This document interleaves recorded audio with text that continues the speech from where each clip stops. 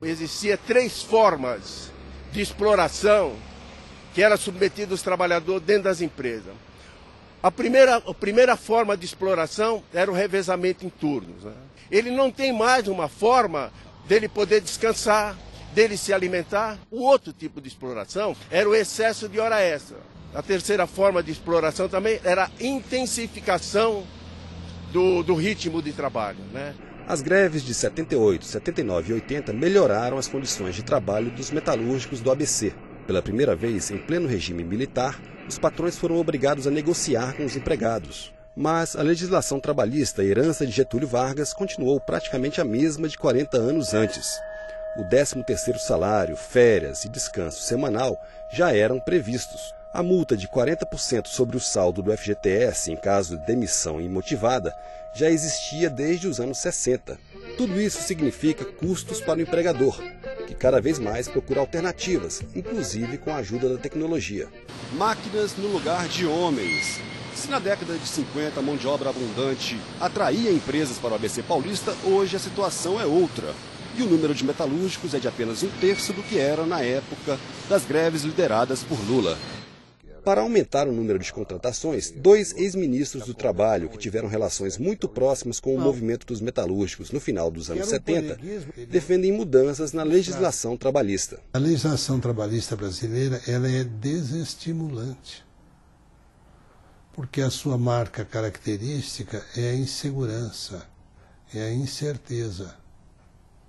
Nós temos o paradoxo do trabalhador que ganha pouco e custa muito.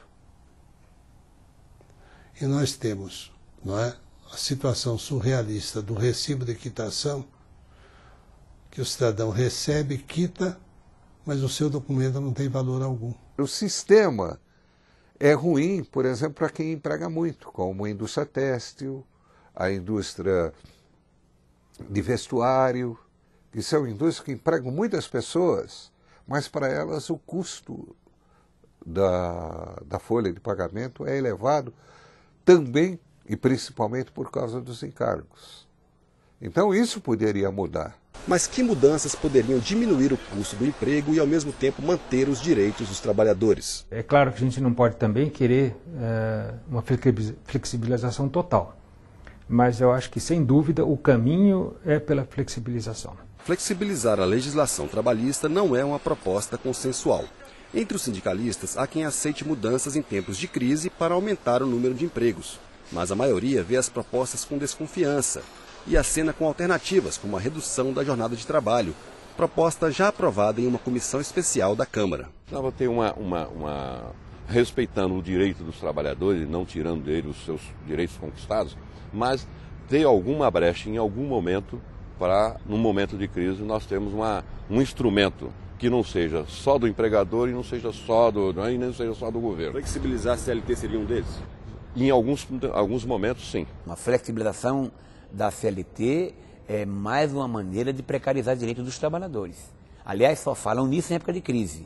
Sempre buscam tirar dos trabalhadores, porque infelizmente flexibilizar significa reduzir direitos aqui no nosso país. Esse sindicato sempre resistiu. Vivemos muitas crises ao longo desses anos todos. Nunca cedemos a essa história de reduzir salário. E saímos da crise.